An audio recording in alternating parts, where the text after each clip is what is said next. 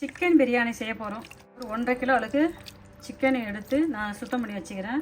நம்ம இதில் கொஞ்சம் மசாலா போட்டு கொஞ்சம் நேரம் ஊற வைக்கலாம். பாருங்கள், கொஞ்சம் இஞ்சி பூண்டு பேஸ்ட்டு போட்டுக்கிறேன், சுத்தமாக உப்பு சேர்த்துக்கிறேன், கொஞ்சம் தயிர் சேர்த்துக்கிறேன், கொஞ்சம் மிளகாய் தூள் சேர்த்துக்கலாம், கொஞ்சம் மஞ்சள் தூள் சேர்த்துக்கலாம்.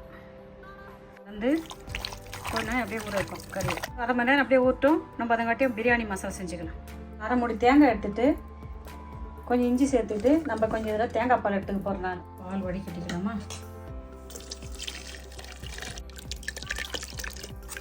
பால் எடுத்தாச்சு. நான் இதால் ஒரு 3 கப் அரிசி எடுத்துக்கிறேன். நம்ம இதை கழுவி க்ளீன் பண்ணி கொண்டு ஊற வைக்கலாம். பிரியாணி மசாலா நம்ம ரெடி பண்ணிக்க போகிறோம். ஜாதி பச்சரி ஒன்று எடுத்து வச்சுக்கிறேன்.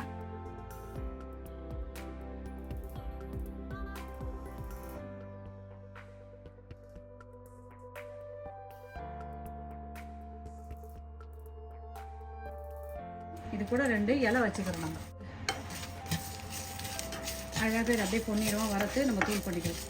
இது வறந்துருச்சு. இது கூட நம்ம என்ன பண்ணலாம்னா ஒரு புடி முந்திரி பயிரை போட்டு நம்ம இதை தூள் பண்ணிக்கலாம். மிக்ஸி ஜார் இது நம்ம எண்ணெய் சேர்த்துக்கலாம். இது நம்ம பிரியாணி செய்யறதுக்காக நம்ம க்ளீன் பண்ணி மசாலா போட்டு ஊற வச்ச கறி. இந்த ஊற வச்ச கறியை நம்ம கொஞ்சம் எண்ணெயில் போட்டு பொரிச்சு எடுத்துக்கலாம்.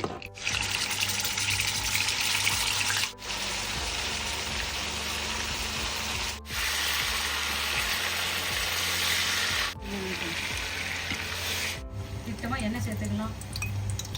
ஒரு 50 கிராமுக்கு நெய் சேர்த்துக்கலாம். பிரியாணி இலை 2 சேர்த்துக்கலாம். பட்டை 2 போட்டுக்கலாம். நாச்சி முட்டை போட்டுக்கலாம். 4 ஏலக்காய் போடலாம். சின்ன சீரகம் 1 ஸ்பூன், பெரிய சீரகம் போடலாம். பிரியாணி அடிக்க வச்சு போட்டுக்கலாம். போடுவோம். புதினா, கொத்தமல்லி தழை போடலாம். ஒரு 4 பச்சை மிளகாய் போட்டுக்கலாம். பச்சை மிளகாய் போட்டுக்கலாம். நம்ம திட்டமாக கொஞ்சம் உப்பு சேர்த்துக்கணும். சீக்கிரம் தக்காளி வதங்கிடும். கொஞ்சம் நல்லா வதங்கிடும். இப்போ மஞ்சள் சேர்த்துக்கலாம். இது கொஞ்சமாக சேர்த்துங்க. மிளகாய் தூள் காரத்துக்கு ஏற்றுமே போட்டுங்க. கொஞ்சம் தயிர் சேர்த்துக்கலாம். இது கூட 100% வறுத்துக்கிறோம். வறுத்துக்கிற கறியை நம்ம இதில் ஆட் பண்ணிக்கலாம். கோழி கறி இதில் போட்டுட்டு அப்படியே நம்ம கொஞ்சம் இதில் வறுத்து பண்ணிக்கலாம். உப்பு காரம் பார்த்துங்க.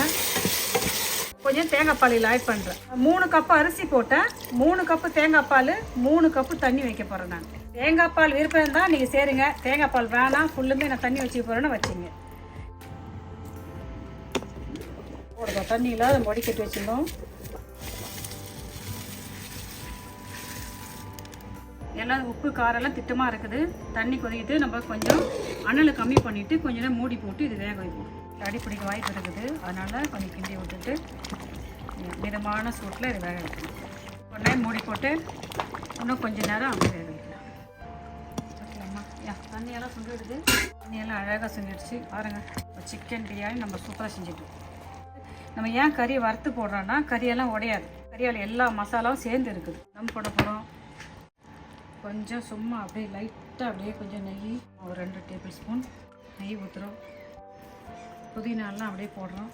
நம்ம கலர் ஆட் பண்ணிக்கலாம். கொஞ்சோண்டு லெமன் புரிஞ்சுக்கலாம். தம் போட்டுடலாம். ஒரு 10 நிமிஷம் கழிச்சு நம்ம ஓப்பன் பண்ணி பார்க்கலாமா? சூப்பரான பிரியாணி ரெடி. பாருங்கள், என்ன அழகாக பொலன்னு சூப்பராக என்ன உதிரியாக வந்துக்குது பாருங்கள். நீங்களும் இந்த மெத்தடில் செஞ்சு பார்த்துட்டு உங்கள் கமெண்ட் என்ன சொல்லுங்கள்.